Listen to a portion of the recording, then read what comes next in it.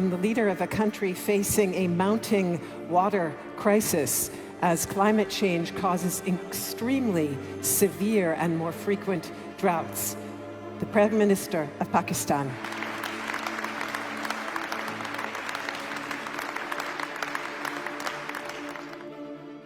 Bismillahirrahmanirrahim.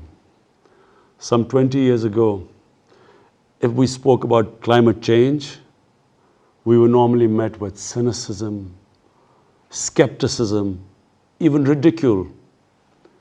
But today, anyone can see that climate change is for real.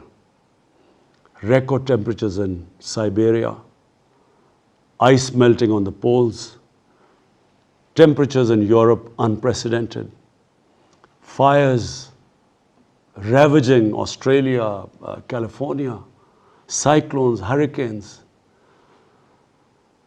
If the world does not take notice now, I'm afraid we will be endangering our future generations.